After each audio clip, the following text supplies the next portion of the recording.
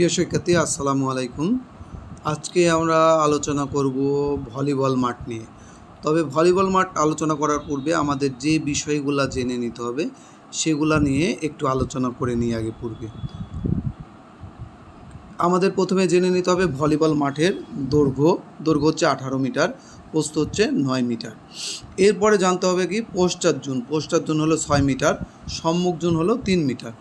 এরপরে আসেন হচ্ছে জানতে হবে মুক্ত অঞ্চল হচ্ছে কত প্রান্তরা লেখা থেকে 3 থেকে 8 মিটার এবং সাইড লাইন থেকে 3 থেকে 5 মিটার।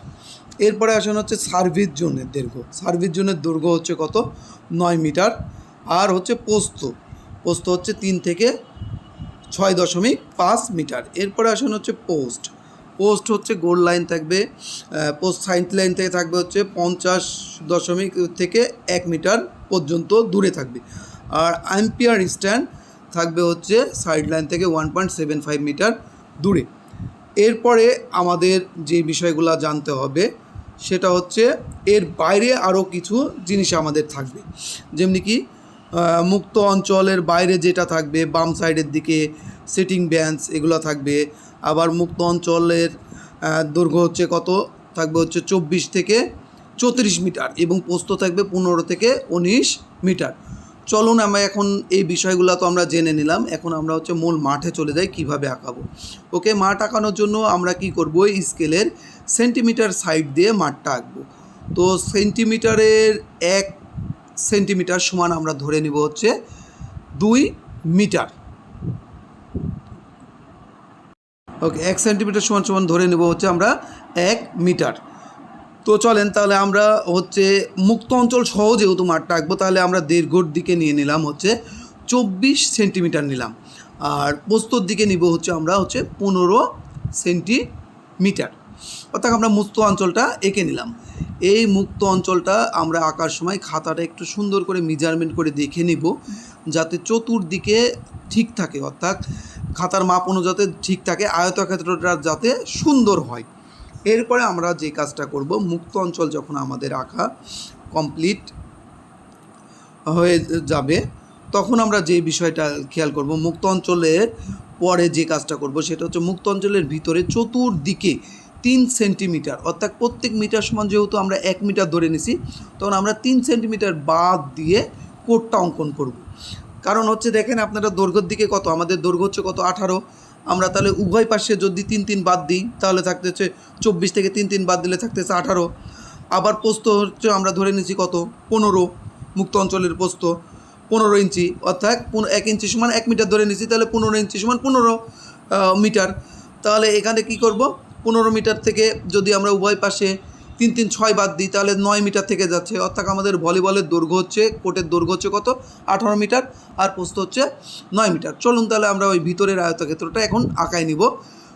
আঁকানোর জন্য কী করতেছি, স্কেল দিয়ে দেখেন আমরা এই উভয় দিকে 3 সেন্টিমিটার করে ফাঁকা জায়গা একটা চিহ্ন দিয়ে রাখতেছি। ওকে, আপনারাও এভাবে ফাঁকা জায়গার মুক্ত অঞ্চলের চতুর্দিকে 3 সেন্টিমিটার একটা ফাঁকা জায়গা চিহ্ন দিয়ে এবার এঁকে নেন।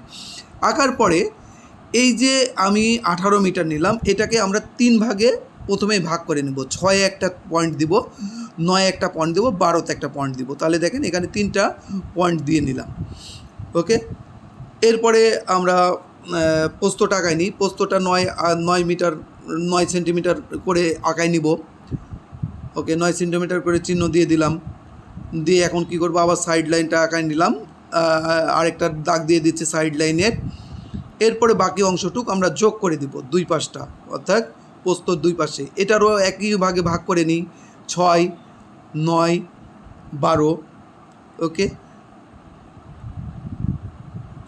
এবার এন্ড লাইন বা পশ্চাৎ রেখাগুলো যোগ করে দিচ্ছি। সব রেখাগুলো ওই যে ভাগ করা ছিল সবগুলা এবার আমরা কি করে দিচ্ছি, যোগ করে দিচ্ছি এক এক করে। দেখেন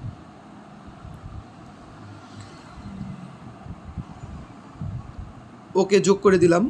এখন দেখেন এটা মোটামুটি আমাদের কোর্টের যে আয়তক্ষেত্র সেটার একটা ফরম্যাট চলে এসেছে। আয়তক্ষেত্রটা কত, আয়তক্ষেত্র হচ্ছে দৈর্ঘ্য হবে 18 মিটার আর প্রস্থ হবে আয়তক্ষেত্রের 9 মিটার, যেটা আমরা অলরেডি আঁকাই নিয়েছি।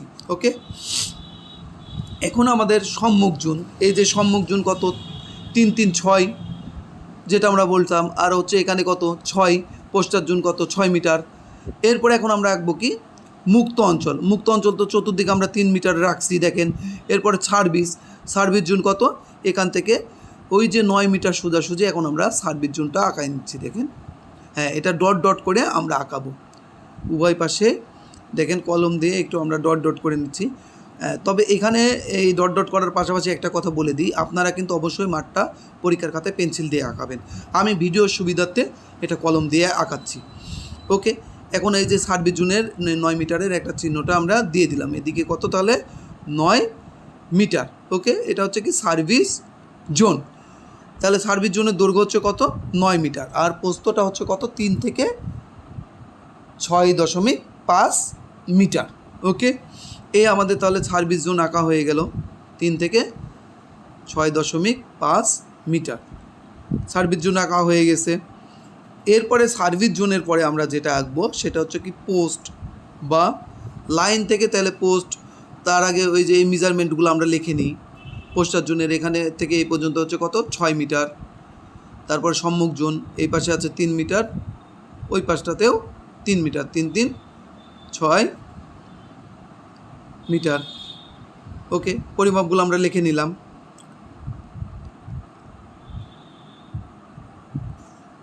পরিমাপগুলো লিখে নিচ্ছি। এখন দেখেন এই লিখে নেওয়ার পরে এখন আমাদের কি করতে হবে, আমরা হচ্ছে অন্য যে জিনিসগুলো আছে সেগুলো লিখব। তাহলে এখান থেকে ডট ডট করে একটা লাইন দিলাম হচ্ছে 1.75 মিটার দূর পর্যন্ত একটা দাগ দিয়ে দিলাম। মুক্ত অঞ্চলটা আমরা লিখে দিচ্ছি। এদিকে মুক্ত অঞ্চল কত 3 থেকে 5 মিটার, ওইদিকে মুক্ত অঞ্চল হচ্ছে 3 থেকে 8 মিটার। অর্থাৎ মুক্ত অঞ্চল হচ্ছে সাইড লাইনের সাইড হবে 3 থেকে 5 মিটার, আর এন্ড লাইনের সাইড হচ্ছে 3 থেকে 8 মিটার। এরপরে দেখেন যেটা করতে হবে সেটা হচ্ছে কি, এখন আমরা এই উভয় পোস্ট ইয়ার থেকে সেন্টার লাইন যেটা আছে সেটা দুই পাশে একটা করে পোস্ট দিয়ে দিব। পোস্টটা কত বলছি, পোস্ট হবে হচ্ছে 0.50 থেকে 1 মিটার দূরে। তাহলে আমরা 1 সেন্টিমিটার সমান ধরে নিচ্ছি 1 মিটার, তাহলে 1 সেন্টিমিটার দূরে একটা করে চিহ্ন দিই। এই জায়গাটায় কী হবে পোস্ট, দুই পাশে দুইটা পোস্ট, এটা হলো পোস্টের চিহ্ন আমরা দিয়ে দিলাম, এটা হচ্ছে পোস্ট।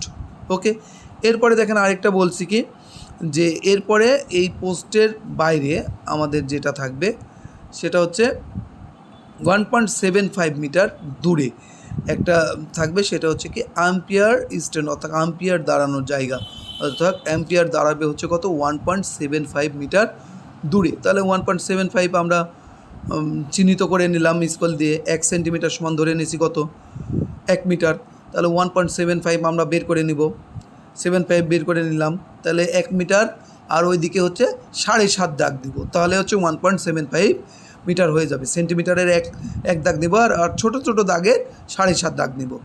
এই যে সেন্টিমিটারটা আমরা চিহ্ন করে নিলাম। ওকে, চিহ্নিত করে নিলাম, নিয়ে এটা হচ্ছে 1.75 মিটার, ওটা লিখে দিলাম। আর এই জায়গাটায় কী থাকবে অ্যাম্পিয়ার, যেটা এ দিয়ে আমরা বুঝাইলাম। ওকে, আর এখানে হচ্ছে কত 1.50 থেকে 1 মিটার, এই জায়গাটায় হচ্ছে পোস্ট। ওকে, এখন দেখেন এরপরে আমরা যেটা করব, এরপরে হচ্ছে ডান সাইডের মুক্ত অঞ্চলের বাইরে, বাম সাইডে এবার মুক্ত অঞ্চলের বাইরে আমরা কয়েকটা জিনিস আঁকবো। সেটা হচ্ছে কি,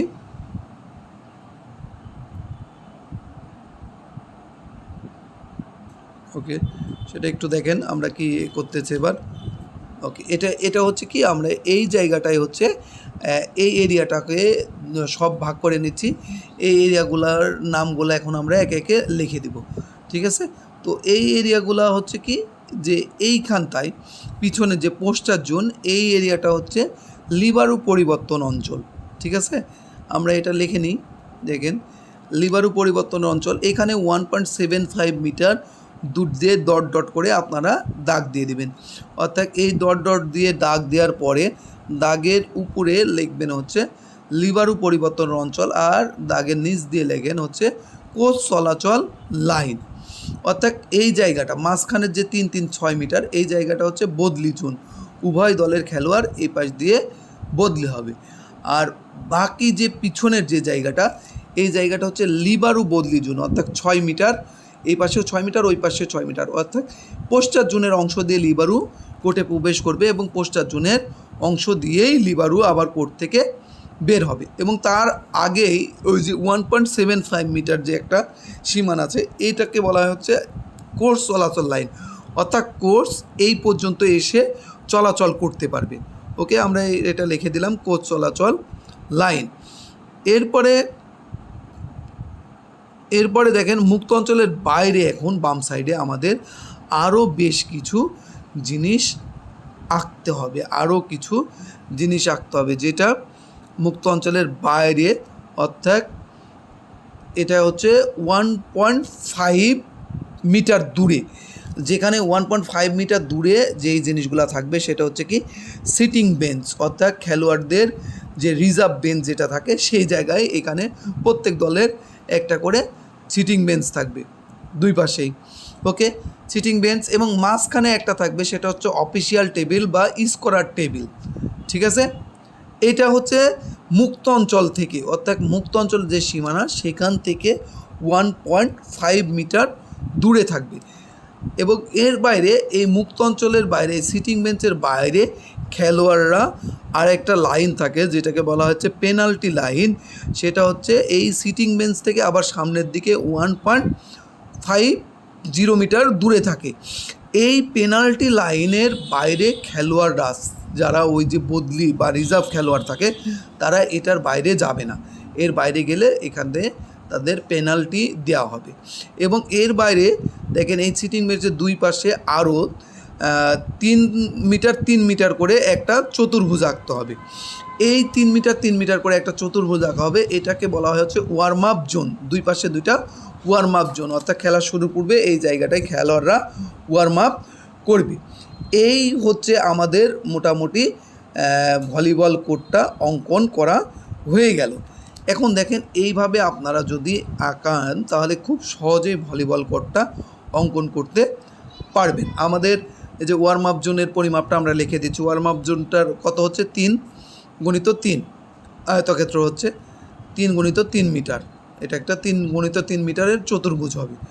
ওকে, আর এটা হচ্ছে পেনাল্টি লাইন, অর্থাৎ পেনাল্টি লাইন হচ্ছে সিটিং বেঞ্চ থেকে হচ্ছে 1.50 মিটার দূরে হয়। এই মোটামুটি আমাদের হচ্ছে ভলিবল কোর্টটা আঁকানো হয়ে গেছে। এখন দেখেন কত সহজে আমরা সুন্দর করে ভলিবল কোর্টটা অঙ্কন করতে পারলাম। এখন আমাদের যে কাজটা করতে হবে সেটা হচ্ছে ওই যে বিভিন্ন ভিতরের অংশের নামগুলো আমরা একটা লিখে দিই। 9 থেকে 9 মিটার, এটা হচ্ছে সার্ভিস জোন। এরপরে হচ্ছে ভিতরের অংশ, এটাকে বলা হয় হচ্ছে এন্ড লাইন, এর পাশের যে পোস্টার লাইন বা প্রান্ত লেখা, আর এটাকে বলা হচ্ছে সাইড লাইন। ওকে, এখন ভিতরের যে নামগুলো আমরা সেটা লিখে দেব। প্রথমের যে অংশটার নাম লিখবো, এটা লেখার সময় একটু খেয়াল করবেন যাতে লেখাগুলো এক সাইড থেকেই আসে। তাহলে লেখার সময় এখানে আমরা লিখবো কি, এখানে দেখেন এটা হচ্ছে পোস্টার জোন, আর হচ্ছে ওই 3 মিটারের এই অংশটা হচ্ছে এটা হলো সম্মুখ জোন। ঠিক একইভাবে এই পাশেও লিখে দেবো আমরা পোস্টার জোন, সম্মুখ জোন, পোস্টার জোন। এবং এইখানে আরেকটা জিনিস আমরা লিখে দিতে পারি, সেটা হচ্ছে কি যে এখানে ওই যে রোটেশনটা আমরা দেখাই দিব। তাহলে পোস্টার জোনের থাকবে হচ্ছে কত, পোস্টার জোন থেকে শুরু হবে ডান পাশ থেকে 1, তারপর সামনের দিকে 2, 3, 4, 5, 6, এটা হচ্ছে রোটেশন আমরা দেখিয়ে দিলাম। এটাকে আমরা তীর চিহ্ন করে দেখে দিই যে কোন দিক থেকে রোটেশনটা হবে। ওকে, এই হচ্ছে আমাদের ভলিবল কোর্ট পূর্ণাঙ্গ শেষ হয়ে গেল। আজকের মতো আমরা এখানেই শেষ করছি। ধন্যবাদ সবাইকে। আবার নতুন কোনো একটা মাঠ নিয়ে আপনাদের সামনে নেক্সট টাইম হাজির হব। আসসালামু আলাইকুম।